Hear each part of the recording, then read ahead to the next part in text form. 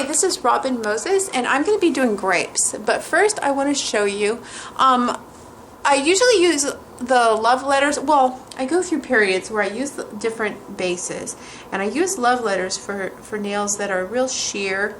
This one has more of a color to it. So see how it covers really well.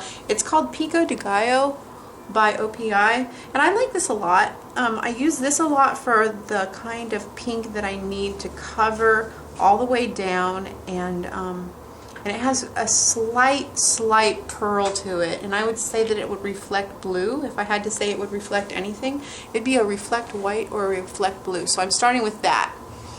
Then what I'm going to do is I am going to go through, I took black, green, let me show you. Okay, black, green, and silver, and I made a dark green with this, and I am making a big fat leaf right here. The leaf is going to go through the nail like this. They're not as fluid as my other leaves. They're more boxy, more rounded, pulled. So I'm going to go through, just push them in, and see how this one's getting a little bit silver. So I'm going to add some black in and get a dark one in here. See, I want them to be variegated, so they're going to be like this when it goes across. Here we go. Okay, now for the next step, I'm taking it into the black area, and I'm going in and making the curly cues. Now, this takes some time and dedication, but you can get it. You just push in, pull up, push in, pull up. You just kind of just pull in and make little curly cues coming out. This is going to be the vines for the grapes where they all dry. And then we're going to go like this. That. Just kind of curl them around. Create like a little area to put the grapes. Like that. And I'm going to go like this. And that. Like that. Like that. And I just kind of pull. Okay, see how I'm using the curly cues to pull my design around through the nail? Okay, it's going right across. Okay, so I'm going to finish that. With the dark purple and the light purple, I've mixed together a medium, and I'm going in with my regular brush, and I'm going to do little purple dots, and they are just going to be random, but I don't want them to cover my curly cues because I want those to show they're going to be extra cute.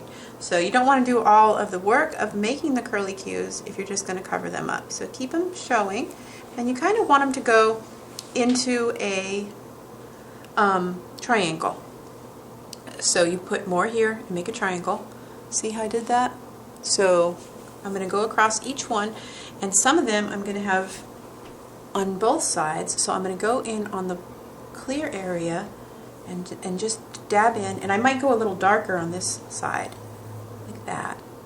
Okay, just like this, and add a few more, so that when you're looking at it head on, you see the grapes all the way across.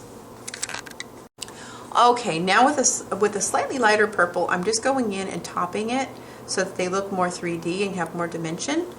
I'm not hitting exactly in the same place on every one, but I'm just giving each one of them like some highlights. So there's that. And see how that brings them out and turns them more into grapes?